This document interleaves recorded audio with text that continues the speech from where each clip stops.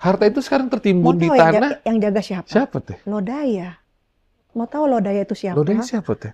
Macan yang sebesar gunung.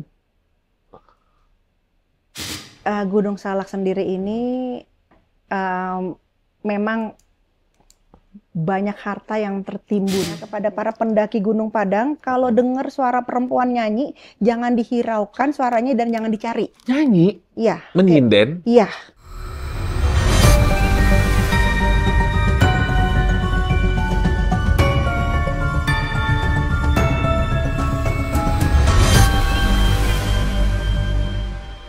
Teman-teman, aku mau melanjutkan tadi. Kita ada sedikit obrolan dengan Teteh bahwa sesungguhnya sang penguasa. Aku nggak mau bilang penguasa karena sekarang konotasinya penguasa itu kayak jahat. Iya. Sang leluhur pemilik Laut Selatan. Betul bisa aku bilang gitu, Teh? Betul. Sang leluhur pemilik Laut Selatan sesungguhnya juga bersemayam di sebuah gunung di Indonesia. Kalau teman-teman mungkin tidak ingin mengkaitkannya, tidak apa-apa. Cuman gunung ini pernah menjadi sebuah lokasi bencana dari jatuhnya pesawat Sukhoi. Bukan jatuh, bahkan ditabrak di gunung sama pesawat Sukhoi tersebut. Konon ya, kita tanya aja langsung sama yang punya keturunan ya. Teh, katanya ibunya Ratu ini juga berada di Gunung Salak. Katanya. Jadi beliau ini tidak hanya di lautan, tetapi juga di daratan dalam bentuk gunung gitu. Iya. Pertama, betul atau tidak? Betul. Duh, betul! Berarti garis, bukan mitos guys. Ini fakta. Ceritakan Teh. Ya. Jadi sebelum saya bercerita panjang tentang Gunung Salak, memang gunung-gunung di Nusantara itu yang sangat memegang posisi itu adalah Gunung Salak, Gunung Merapi. Dua gunung itu yang memang memegang kondisi hubungan dengan Laut Selatan. Kenapa saya bilang seperti itu? Karena leluhur-leluhur yang ada di Gunung Salak itu juga ada kaitannya dengan hubungan dengan Ibu Ratu Pantai Selatan. Ibu Kanjeng Ratu Pramestisari Kencono Sari. Izin tanya Teh, dari informasi yang Teteh sampaikan, apakah betul jika ada letupan Gunung Merapi? Di sini kita langsung ke Gunung Merapinya langsung, bukan Gunung Merapi ya, Gunung Merapi Yogyakarta. Itu ada kaitannya dengan amarah beliau?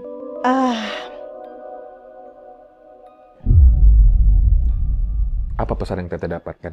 Jadi gini Bang, di Gunung Merapi itu kan memang terdapat banyak leluhur Bang.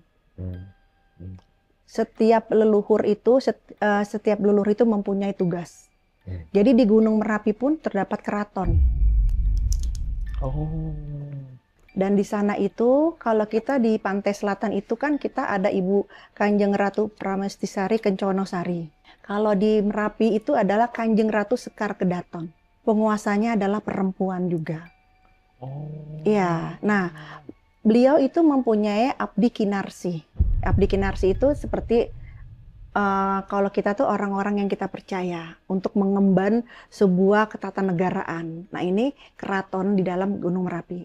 Nah di sana itu terdapat Eyang Sunan Merapi. Eyang Sunan Merapi, lalu terdapat makam petilasannya bapak dari para wali. Jadi bapak para wali Songo itu petilasannya itu ada di sana. Jadi posisinya itu ini Gunung Merapi ya, di sini ada Bukit Tugor, itu di Bukit Tugor situ.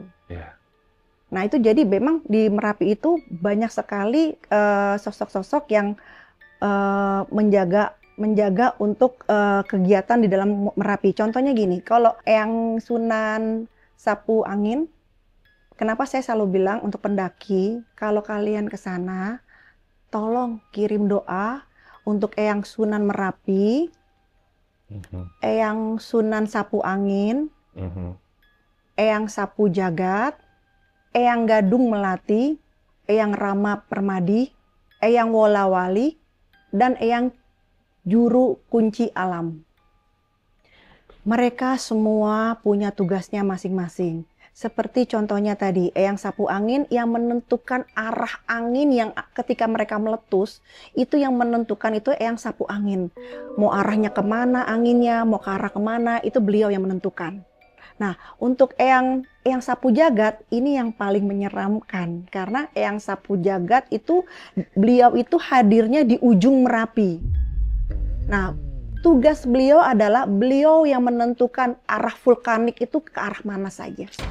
Oh ya, dia mau ke arah sini, mau ke arah sini, itu Eyang Sapu Jagat. Karena itu kenapa untuk orang Jawa usahakan kalau itu ya tawasulan untuk beliau yang di sekitar daerah Merapi. Khususnya Al-Fatihah aja. Iya, Al-Fatihah aja. Kalau mau Jalinlah, naik gunung ya, juga. jalinlah hubungan agar ya kalau terjadi apa-apa, laharnya jangan sampai ke arah kita. Iya, iya, iya. Seperti itu. Nah, kalau Eyang tadi, Eyang siapa? Eyang Sapu Angin, Sunan Merapi, Eyang Gadung Melati. Nah, Eyang Gadung Melati itu tugasnya adalah untuk goib perempuan yang ada di sana. Kegoiban perempuan itu, tatanan itu yang mengatur Eyang Gadung Melati. Nah, jadi kalau banyak pendaki-pendaki yang digoda, yang dirayu, yang tiba-tiba Itu kok ada teh. ada. Goib perempuan yang cantik-cantik itu Ada. dalam bentuk pendaki wanita. Enggak. Iya, ya suka-suka mereka aja. Jadi gini loh, Beneran itu? Bang Robi suka sama siapa nih? Oh. Dan dia tahu, dan dia akan mewujudkan itu melalui itu. Emang mereka ini menggoda buat apa? Jatuh, kecelakaan? Apa aja, Kalau kita enggak. hawa nafsu kita lah hawa nafsunya kemana? Mereka tahu. Nah, yang menjaga tatanan itu adalah Eyang Gadung Melati, itu perempuan, sosok Oh, perempuan. ini perempuan beliau. Perempuan. Nah, itu beliau. Jadi kalau mau naik gunung untuk teman-teman semua ke Merapi, tolong tawasul ke beliau biar nggak digoda, biar nggak diganggu, biar dijaga. Oke. Nah, kalau Eyang Rama Permadi itu untuk goib laki-laki, pasukannya adalah Gundruwo. Jadi gini, Gundruwo yang berada di sini, maaf ya, Gundruwo yang berada di daratan dengan di gunung tuh berbeda. Kalau di gunung itu kayak pasukan khusus, Bang. Tampan. Jelong juga. Jelek juga. Lebih besar justru, tapi dia bisa menyerupai juga. Jadi kalau kayak polisi itu ada Brimob, ada Pas Pampres. Nah, di dunia pergoiban juga ada. Nah, kalau di gunung itu Gundruwonya beda-beda kelasnya udah. Aku pernah tahu teh ngeliat. Tapi kenapa sih mereka ngumpetnya suka di belakang pohon teh? Ya karena kan tubuh mereka hanya bisa menyerupai hanya itu. Mereka kan nggak kelihatan kalau di belakang pohon. Mereka tuh jago menyerupai. Kan kalau pohon itu ada yang warnanya gelap, serabut-serabutnya. Matanya aja gede banget. Iya. Gitu. Kamu lihatnya di mana itu? Bali. Nggak boleh di Bali. Bali. Tapi bukan di gunung kan? Di gunung. Di gunung. Nah itu beda-beda kalau yang gunung sama yang di daratan Beda seperti itu. Beda. Itu kelasnya tuh, itulah yang sering dipakai sama orang berilmu-ilmu tuh, mereka akan ngambilnya dari Tahu sana. gitu aku ambil. Ngapain? Buat abang kebal. Oh enggak ya? Teh punten, aku mau tanya, izin tanya Teteh. Teteh tadi mengiyakan bahwa ini adalah sebenarnya bukan mitos, tapi fakta. Kalau Ibu Ratu marah, itu pelampiasannya bisa dari gunung Merapi yang meletus. Bisa. Apa yang bikin beliau marah? Nah, jadi gini, aku belum cerita hubungannya ya. Iya. Jadi beliau di sana itu ada namanya Ki Juru Alam. Oke. Ki Juru Alam itu adalah Abdi Kinarsi Penembahan Senopati Mataram. Senopati Mataram itu kan beliau itu sangat hubungan dekat dengan Ibu Ratu, Kanjeng Ratu Paramestisari Ratu Kidul. Ya kan? Nah, Penembahan Senopati mempunyai Abdi Kinarsi bernama Ki Juru Alam. Oke. Ki Juru Alam ini dikasih telur oleh ibu. Nih saya kasih telur karena kamu sudah setia dengan penembahan Senopati di Mataram, ibu hadiahkan telur. Saya kasih telur. Lalu ketika dia makan, dia menjelma menjadi raksasa. Nah, beliau mendapatkan tugas untuk menjaga Merapi ke arah selatan. Jadi yang jaga raksasa. Itulah saya bilang kenapa ada hubungan antara Ibu Ratu dengan Gunung Merapi.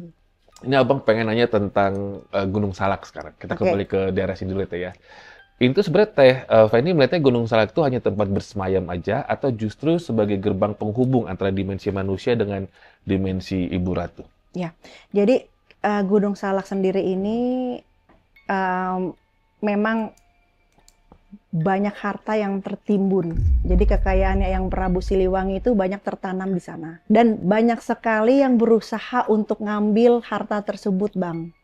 Helikopter pernah berusaha untuk ngambil. Jadi gini, Bang, Gunung Salak itu gunung yang menyerap energi listrik. Oke. Jadi kalau kita syuting di sana nih contohnya ya, itu cepet sekali yang namanya kamera lowbat, habis baterainya, handphone. Jadi dia tarikannya menyerap. Nah, karena itu ada beberapa titik di Gunung Salak itu akan jatuh, Bang, pesawat. Kalau kena dari black hole tersebut, namanya black hole. Itu black hole itu menyerap energi untuk Mesin bisa mati langsung, Bu, bisa mati langsung, bisa narik ke bawah, itu bisa. Itu saya merasakan hal kecil saja, Bang. Sampai anak buah saya itu dulu ngomong gini, pegawai, "Bun, ini kok baterai habis terus ya di sana? Di sini gitu ya, ya kamera, ya handphone, padahal kan nggak dipergunakan karena kan kita nggak dapet sinyal kan. Kok habis terus cepat sekali gitu loh." Nah saya bilang, oh berarti benar, berarti kenapa yang namanya mesin pesawat itu tidak boleh dilewat di salah satu titik itu karena menyerap sebuah magnet, ada magnetit listrik yang menarik ke bawah. Itu black hole, Bang, dan saya melihat sendiri itu. Jadi ceritanya kan saya lagi syuting, Bang. Malam-malam tuh, inget banget, lagi tawasulan. Jadi black hole itu kayak sebuah energi yang gumpalan, kayak tornado, tapi lebih besar lagi, pekat. Jadi kalau kita di dalam sana, kalau banyak wajar ada yang banyak yang hilang. Kalau ketika kita di dalam di sana, itu mata kita memandang itu kita nggak bisa ngeliat apapun. Padahal kita posisinya masih di sekitar situ. Dan itu saya dilihatkan energi itu ketika saya bilang, kok ada kayak gumpalan energi besar sekali. Jadi wajar kalau banyak yang hilang di Gunung Merapi, di Gunung Salak. Nah itu yang kejadian yang pertama poinnya. Yang kedua, saat itu saya sedang syuting juga, Bang. Jadi saya di sana itu kan ada leluhur namanya Eyang Uyut Esi, ada Eyang Raksabumi, penunggu sana ya. Terus ada Eyang Patok Salak. Oke. Sama Dewi Sri. Menarik nih. Itu penunggu-penunggunya semua. Nah beliau-beliau ini semua bermahabahnya ke pantai selatan. Termasuk Eyang Prabu Siliwangi. Inilah benang merahnya. Iya. Kenapa ada hubungan pantai selatan dan dengan ada pintunya. Ada pintu, Go? Ada. Jadi ketika saya sedang jalan, anak saya juga ngelihat. Jadi saya naiknya itu dari Eyang Uyut Esi saat itu. Saya naik ke atas. Jadi kayak ada pohonan gerbang itu. Nah di belakang di situ di titik waktu itu saya ngeliat kok lautan. Dan yang lihat bukan saya aja, anak saya juga ngelihat. Makanya saya langsung giniin kan, takut dia kebawa ke sana, takut karena indah kan. Kalau kita melihat itu tuh semua indah, Bang. Bukan takut, indah, takjub. Kayak bingung loh, kan saya di sini kok ada laut. Nah, keindahan itu yang akhirnya bisa menarik kita gitu loh. Bahaya, totonya tiba-tiba itu jurang kan. Makanya saya langsung giniin anak saya. Jadi wajar saja ada hubungan dengan Ibu Ratu. Pantes. Kalau Ibu Ratu sering bertamasya teh ke Gunung Salak. Oh iya, karena hartanya yang Prabu Siliwangi ada di sana. Dan yang menjaga di sana itu adalah pasukan dari Ibu Ratu. Harta itu sekarang tertimbun di tanah. Yang jaga siapa? Siapa teh? Lodaya. Mau tahu Lodaya itu siapa? Lodaya siapa teh? Macan yang sebesar gunung. Makanya itu di Gunung Salak ada Gua Macan? Enggak? Ada Gua Macan. Teteh pernah ke sana ya? Pernah. Kalau di Gua Macan itu penunggunya tuh Eyang Patok Salak. Tempat petapanya beliau. Teh, penunggu-penunggunya ini kalau aku diizinkan untuk bertanya, wujudnya seperti apa sih teh? Manusia sajakah, biasa, atau berbeda dengan kita, atau mereka? Mereka seorang seperti resi. Kalau kayak yang Raksabumi, mereka itu kayak yang petapa gitu teh? Iya, kayak yang mereka itu ya yang kuncung putih, yang benar-benar petinggi dari Jawa Barat juga, Bang. Kalau sampai, maaf teh aku potong, sampai di 2025 nih kalau ada orang beruntung bisa melihat mereka? Ya bisa. Teteh melihat? Kenapa Teteh diperlihatkan? Karena saya selalu ngirim doa ke beliau. Saya setiap saya sholat, saya malah kadang lupa ngedoain diri saya sendiri. Iya. Saya selalu mempersembahkan doa-doa itu ke salah satunya para semua leluhur-leluhur. Karena tanpa ada mereka semua, tanpa ada energi mereka semua, kita nggak ada apa-apanya, Bang. Dengan kebaikan kita saat ini nggak cukup untuk kita modal kita hidup di bumi itu nggak cukup. Jadi kita butuh bantuan para leluhur, gitu. Jadi kita jangan kacang yang lupa akan kulitnya. Ketika Teteh ke ke Goa Macan, apa aja yang terjadi? Ketika saya waktu ke Gua Macan, memang kan tempatnya susah ya.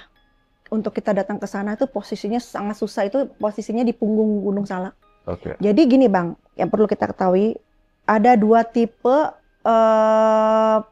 orang pendaki gunung. Satu, pendaki gunung yang memang hobinya naik gunung. Dia ingin merasakan euforia gimana posisi di atas. Aku itu. Ya. Ya. Nah, kalau 2, ada pendaki gunung yang merasakan spiritualnya. Jadi dia tidak perlu mencapai ke atas, dia hanya merasakan titik dari spiritual tersebut. Abang juga itu. Nah, saya yang kedua. Ya. Kalau lagi capek, aku yang kedua, Teh. Ya, itu. Lanjutkan, Teh. Nah, di situ tuh ada Gua Macan. Jadi lucu nih Bang ceritanya. Juru kunci Salak ngomong ke saya, Teh Feni, saya mimpiin Teteh. Oh ya, waktu saya mau syuting, mimpi apa? Saya bilang gitu kan. Saya mimpi Teteh yang buka petilasan di sini. Saya kaget dong Bang. Iya. Hah? Dan ngerasa Teteh harus ngebuka deh petilasan di sini. Buka petilasan tuh maaf Teh. Ya saya harus melakukan niskala jati di sana, doa di sana Bang. Akhirnya saya buka Bang di sana. Ya karena permintaannya seperti itu, benar saja ketika saya buka itu yang namanya kan adik saya juga langsung kidung kan. Sadrapa Bekti, hujan tuh di batu itu doang. Hah? Ada videonya semua. Hanya satu titik gitu? Ya.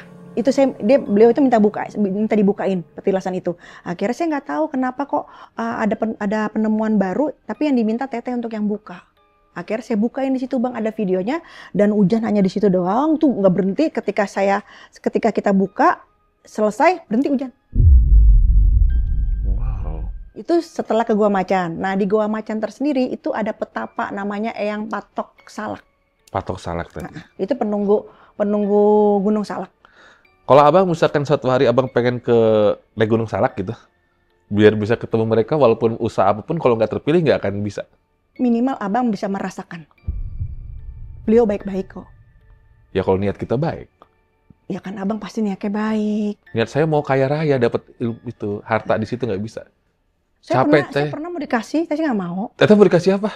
Suruh pilih. Ih bodoh. Ya ngapain? Ambil. Ya nggak susah, berat. Ih nggak apa-apa, dalam bentuk goib Ya, aja. Enggak lah, saya mau minta emang nyata kalau perempuan. Baru ini ada dukun, ada dukun gue bodoh-bodohin ya. Maaf ya Teteh. Bukan dukun. Oh ya juga ya, Teteh bukan dukun ya. Oke, Teh, ini di luar dari tema kita nih. Karena tadi terlintas di pertanyaan Abang. Berarti Teteh dan tim Teteh atau Teteh pribadi sendiri, sebenarnya Teteh itu bisa menolong orang untuk cleansing area ya? Insya Allah. Karena kan aku tuh pengen teman-teman tidak hanya mendapat edukasi, tapi juga dapat pertolongan dari bintang tamu yang hadir. Teteh bisa bantu orang dalam bentuk apa aja sih? Kan Teteh nggak mau menyebutkan diri Teteh tuh paranormal atau dukun. Pertolongan apa yang Teteh bisa berikan ke orang-orang? Yang pernah datang ke saya, itu minta diruat, diri. Yang kedua, rumah, gedung, kantor, tanah. Dilihat ini tanah ini bagusnya untuk usaha apa. Seperti itu, untuk bisnis ke depan seperti apa. Itu yang mereka datang ke saya seperti itu. Saya kan tidak pernah mengumumkan bahwa saya bisa ini, bisa ini, bisa ini. Tapi dengan keyakinan beliau yang hadir ke saya, padahal beliau yang hadir ke saya itu belum tentu juga agama Islam. Tapi tadi mau nolong kan? Mau. Yang datang ke saya kemarin kan agamanya Katolik. Karena saya ketika kita berurusan dengan kemanusiaan, Bang, kita tidak akan bisa melihat mereka itu agama apapun. Itu kalau memang ya yang hadir saat itu agama berbeda, ya memang tidak ada yang kebetulan di dunia ini, ya memang berarti kan saya harus membantu. Ya, maaf Teh, izin tanya. Kalau misalkan ada tempat usaha atau rumah yang mendapatkan serangan goib berupa sihir atau ilmu hitam, Teteh mau bantu? Mau. Dengan segala resikonya? Mau? Saya nggak mau bilang segala resiko, berarti saya mendoakan diri saya kena dengan akan resiko itu. Tapi Teteh berkenan deh. Insya Allah. Mahal nggak? Lah, Soalnya Teteh, tanya UT, tanya tim abang, gimana kalau mau ketemu Ki Atmo, gimana kalau mau nanya sama Teteh Feni? Ya saya bingung jawabnya gimana teman-teman, makanya saya tanya dulu sama narasumber saya berkenan atau enggak membantu penonton. Ya, Mahal nggak? ya kita Mahal nggak? kita lihat dulu Oh gitu kasusnya. ya. Kalau sekiranya kasusnya emang Ya, benar-benar ya. memerlukan tenaga yang ekstra, Ya, karena kan saya otomatis harus duduk bang, duduk itu kita beli Kebayang apa sih. segala macam. Kebayang. Saya meninggalkan anak saya istilahnya saya tidak beri dia makan, Ya, saya tidak kasih dia hiburan dia. Nah itulah yang saya beri ke dia, nih Lona, selama ibumu di dalam kamar ya kalau jangan diganggu seperti itu. Berarti artinya Teteh juga kan kerap nih menerima pesan dari alam. Misalkan aku kehilangan seorang teman yang aku nggak tahu temanku di mana. Aku nanya sama Teteh, bisa nggak sih bantuin cari teman aku? Atau Teteh kira-kira dapatkan pesan nggak? Itu Teteh bisa bantu orang seperti itu nggak misalkan? Mendapatkan pesan Selama abang tujuannya baik, bisa ya. niatnya baik, insya Allah. Selama abang tujuannya baik ya, tapi kalau niatnya tidak itu saya pasti langsung. Oke. Sekarang kembali ke tema. Aku pengen menuju ke skala 2 tahun setiap penglihatan dan juga pesan yang Teteh terima. Teteh kan tadi bilang kalau misalkan masalah bah atau banjir itu biasanya mimpi Teteh berlaku 2 tahun. Itu kan air. Sekarang jujur soal gunung, kembali ke gunung. Oke. Dalam 2 tahun ke depan, Teteh mendapatkan pesan alam nggak kalau Indonesia ya nggak baik-baik saja dalam gunung ya? Silakan Teh. Gunung ya. Kalau ke gunung itu sebenarnya karena akibat dari justru pergerakan tanah. Strukturisasi yang saya tadi bilang, letak geografis berubah. Otomatis gerakan-gerakan tanah itu akan berubah. Dan itu yang banyak tuh di daerah timur. Timur. Bukan Indonesia Barat atau Tengah. Indonesia bagian timur. Timur. Indonesia bagian timur.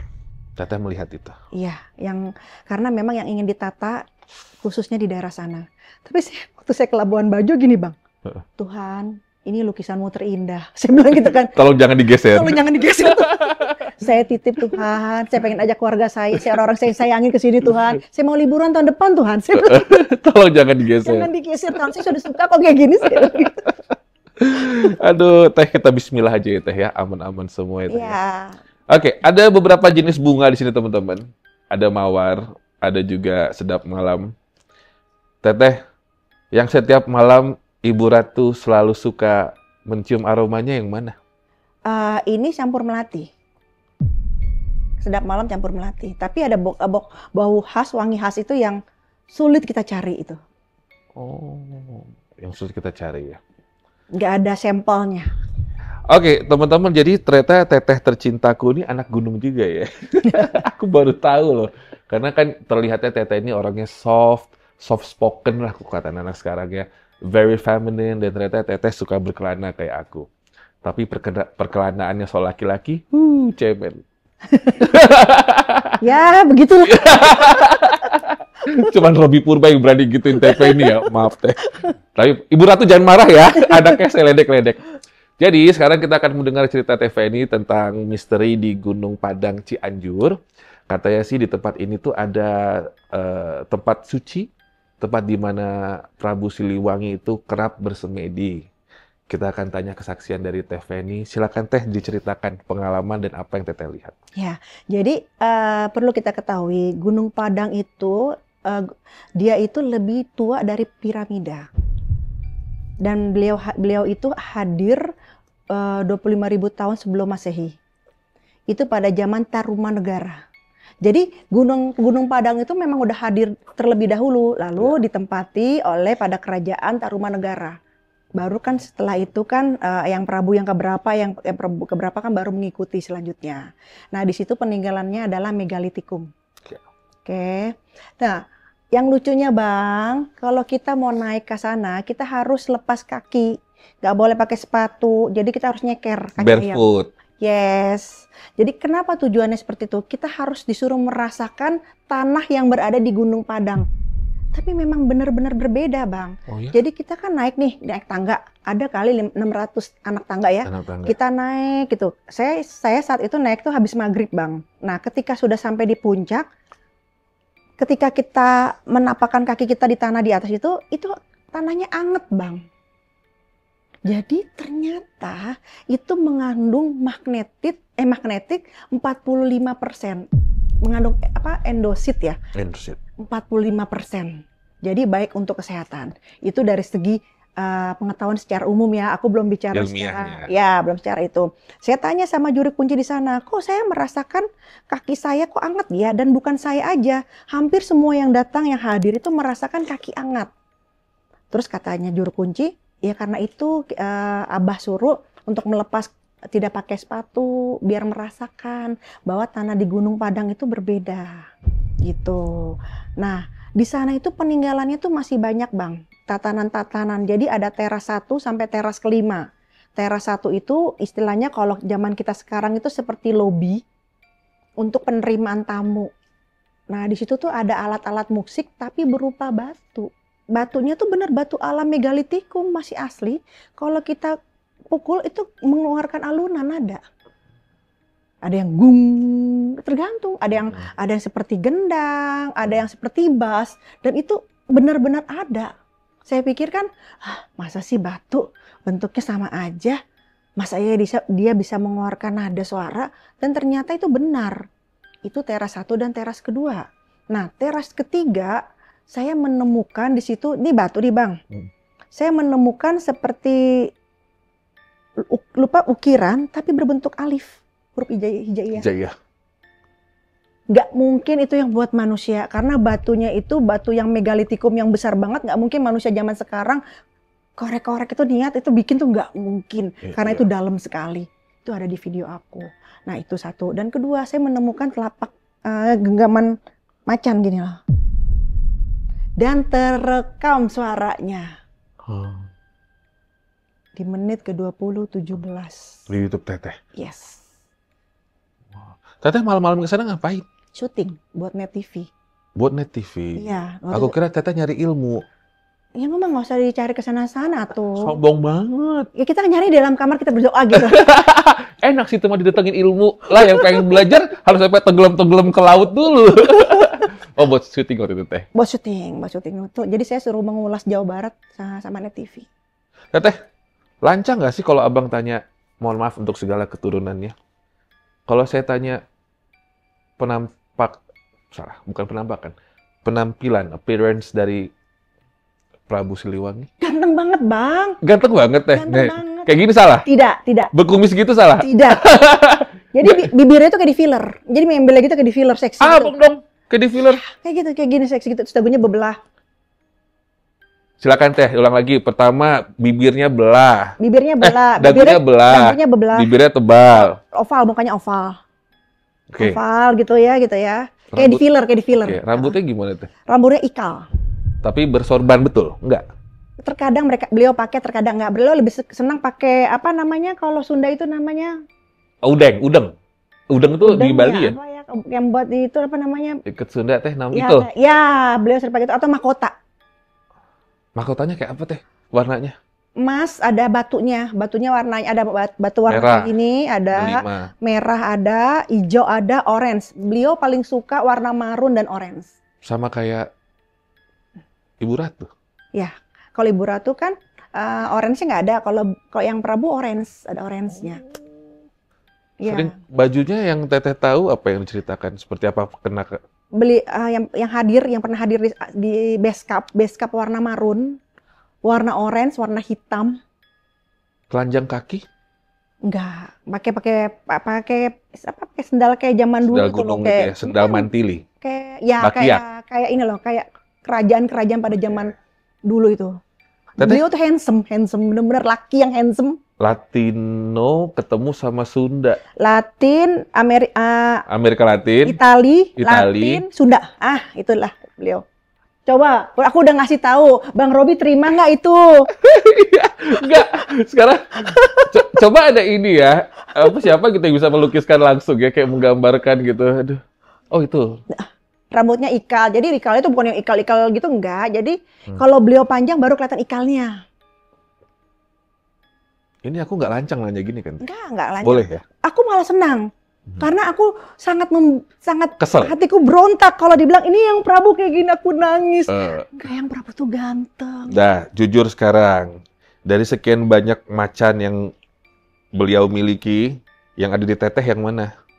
Iya, itu mah rahasia tuh, Bang. Nggak boleh. Ih, Cerita. kode-kode ya Allah. Cerita. Kan abang yang Nanti minta. aja di luar Lah, kamera. ini kan bukan, teteh kan bukan ria. Abang mendapat pesan. Abang disuruh tanya. Berarti kan memang alam semesta yang nyuruh. Bisa aja. Bukan dari konten atau bukan dari KUT. Yang sudah pernah melihat, Tetap dia mah rendah hati. Aku tuh sukanya orang sombong, guys. Aku gak suka orang rendah hati gini. Iya, betul. Kayak namanya orang punya kemampuan tuh harus sombong. Tapi ingat, orang sombong mati gosong. Teteh silakan. Apa yang udah orang lihat? Lodaya putih. Teh, coba Google lodaya putih kayak apa? Nggak ada. Nggak ada. Itu nama. Lodaya itu tadi aku bilang yang jaga Gunung Salak yang segede gunung. Teteh punya itu. Yang orang lihat itu. Nah, makanya bingung saya tuh. Tapi itu mah kecil, Abang. Iya, lucu. iya. No, itu Ini ada. lucu. Ini mah lucu kayak kucing, kayak gujulian. Itu gede, Abang. Teteh langsung dapet itu. Yang orang lihat sering itu. Itu dia bisa berbuat apa? Ya Allah, Abang. Yang pasti alhamdulillah kalau ada orang yang mau nyantet, orang yang macam-macam, walaupun saya sebagai manusia tetap kena, tapi nggak yang 100% itu aja. Lodaya putih disewakan nggak ya? Kalau abang ada yang mau nyantet, kayak misalkan aku mau maju jadi anggota DPR atau MPR gitu, teh sewa dong. Siapa tuh ada yang mau nyerang aku? Ini kan bahasa orang awam. Nggak, maksud abang gini, jika ada klien datang ke teteh, Teh Feni, kayaknya ibu saya lagi diserang orang. Boleh nggak sih bantuan lodaya putih jagain saya, itu bisa nggak? Ya iyalah. Boleh kan? Iya. Kan buat kemanusiaan. Berarti boleh. Jadi gini, kalau Mahal nggak? Ih, buat dia banget. Teteh, Jadi gini loh, kan Iya, iya. kalau orang mau nyantet nih Bang ya, kalau Iya. orang mau nyerang, kan jinnya duluan nih datang nih. Cuk tuh jin datang. Dia lihat tuh sama jin. Wah, gak berani dia misalnya begitu kan. Ternyata yang jaga ini. Itu mereka tahu, dia akan balik lagi. berarti boleh ya. Misalkan abang nih, abang sih enggak. Teh, saya mau mengajukan diri jadi direktur utama apa misalkan. Saya butuh perlindungan. Boleh nggak teh jagain saya pakai lodaya putihnya? Berarti Insya boleh. Allah. Nggak sama beliau boleh? Kalau buat Untuk kemanusiaan, kebaikan? buat Boleh. kebaikan. Selain lodaya putih, ini kayak Naga. sidang kan? Bohong. Teteh dititipin apa lagi? Naga. Saya kira nggak ada. Naga. Dan itu keluar dari diri tubuhku. Kalau lagi marah. Jadi guru itu kan tahu kalau dalam diri saya tuh ada naga. Saya sendiri nggak tahu. Bang. Karena itu saya tadi bilang, saya suka menjalani kayak puasa, kayak muti, kayak apa. Ya. Memang saya suka gitu loh. Karena rasa tubuh saya tuh butuh itu ketika belum bertemu dengan guru. Ternyata pada endingnya saya baru tahu bahwa oh ternyata saya melakukan ini karena sukma saya yang meminta gitu loh. Nah ketemu guru, barulah guru membuktikan siapa diri saya. Ceritanya saya baru habis mandi dari Pelabuhan Ratu Bang. Ya, habis mandi dari Pelabuhan Ratu. Terus saya pulang ke villa. Villanya itu posisinya nggak jauh dari rumahnya guru. Air mati, masa di villa air mati gitu kan. Akhirnya saya ke rumah guru. Nah lucunya di rumah guru, di kamar mandi belakang itu mati. Tapi di kamar mandinya guru tidak mati. Akhirnya saya disuruh mandi, beliau keluar nih, nunggu saya di luar sama adik saya. Saya mandi di dalam. Ketika saya mandi dalam, keluarlah itu Bang. Segini, warnanya hijau. Saya pikir Maaf teh, dari depan atau belakang? depan.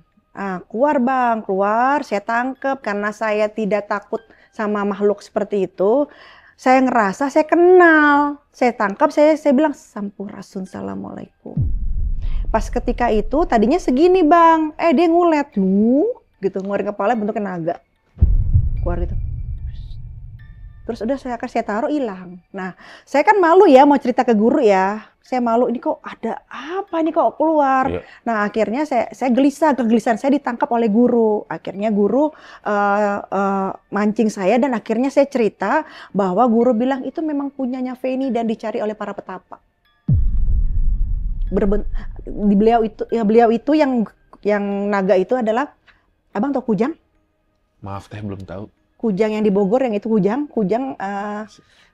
Hewan, eh parang. ya itu Oh itu. itu Oh kan iya, yang iya. miliknya Jawa Barat. Itu intisarinya Kujang yang saya punya. Lah, maaf teh, kan keluar. Terus gimana? Keluar, Udah hanya menandakan eksistensi dia. eksistensi dia, terus dia hilang. Nah itu ternyata yang dicari petapa.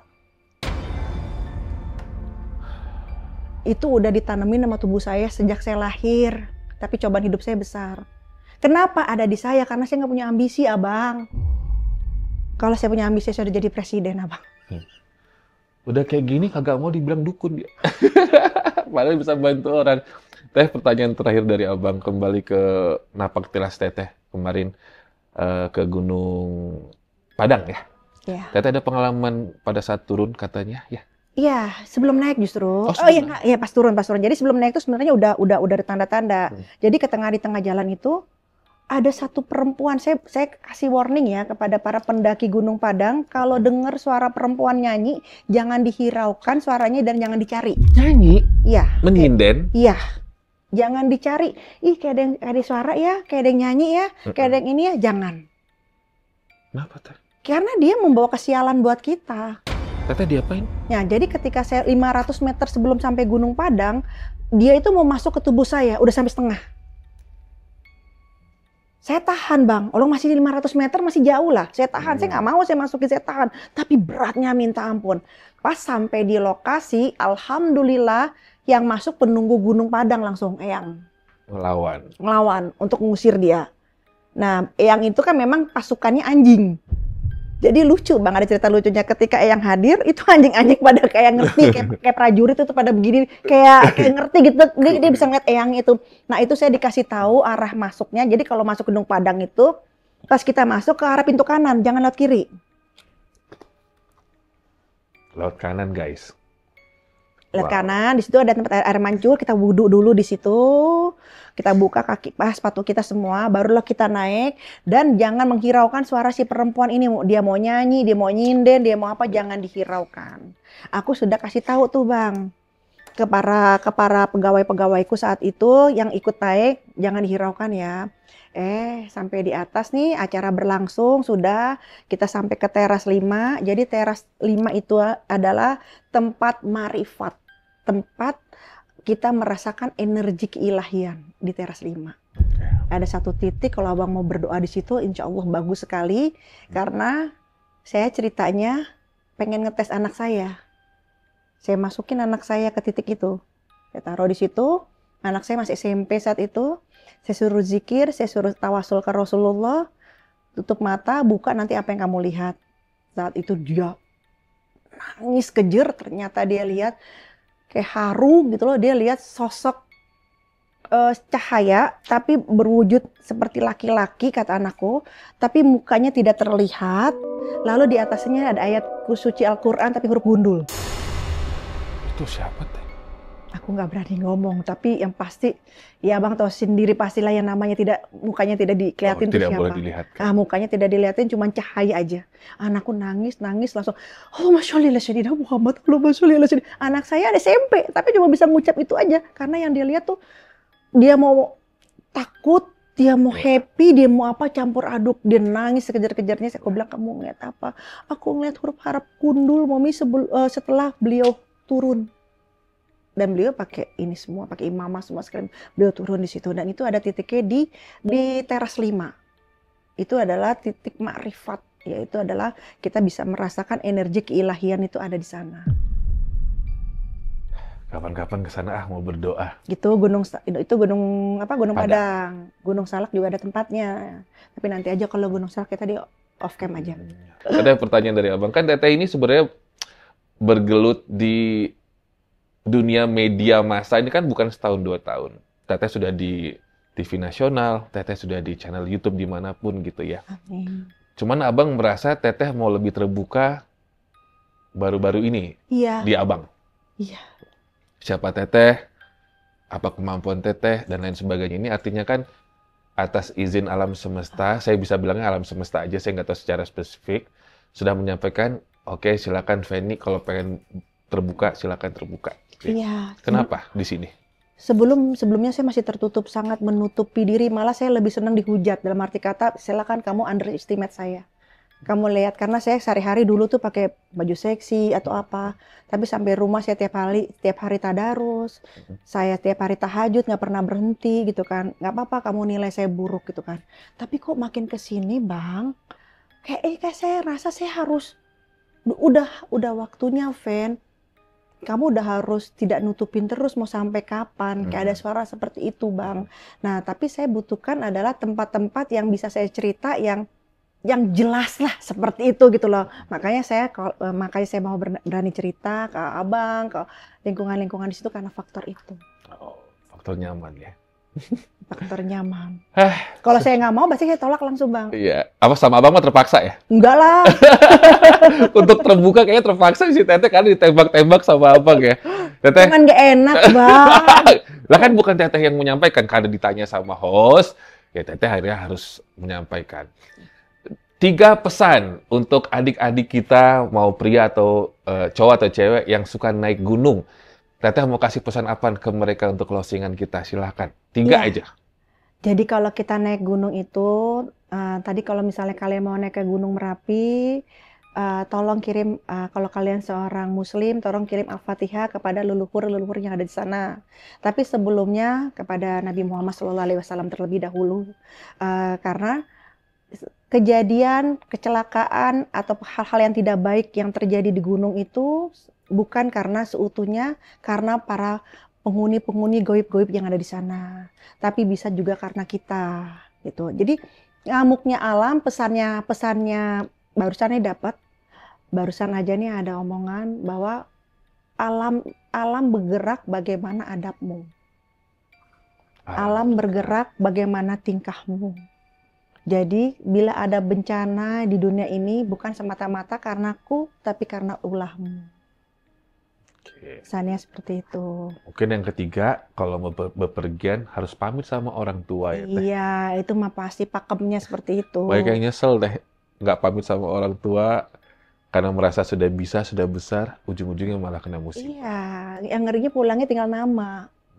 Itu yang kasihan yang seperti itu. Mending kalau jasad ketemu ya Teh, tinggal bener-bener nama ya. Dan sekarang, Abang ingat nggak omong sekarang waktu podcast kita?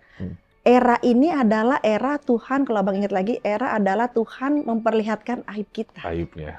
Banyak kejadian, yang mutilasi, yang kejadiannya sama semua. Ya. Teteh, nuhun pisan. Sami-sami. Terima kasih banyak udah edukasi kami, terima kasih banyak. Tularin lah ilmunya ke saya gitu. Gak bisa. Kalau pengen butuh bantuan, Teteh, ruwatnya boleh ruwat diri kamu, jiwa kamu, atau rumah kamu, usaha kamu. Misalkan usaha kamu juga lagi diserang-serang, serangan goib ya, sama orang yang benci kamu sukses. Ini Instagram Teteh. Ini WhatsApp timnya Teteh, aku kasih. Silakan. Tapi kalau kamu minta Teteh santet musuh kamu, nggak bisa. No. Karena yang bisa santet adalah Bang Robi. Saya. Bang Robi. Saya. Kita pamitan Teh, terima kasih buat ilmunya. Kita ya. Assalamualaikum warahmatullahi wabarakatuh. Dadah.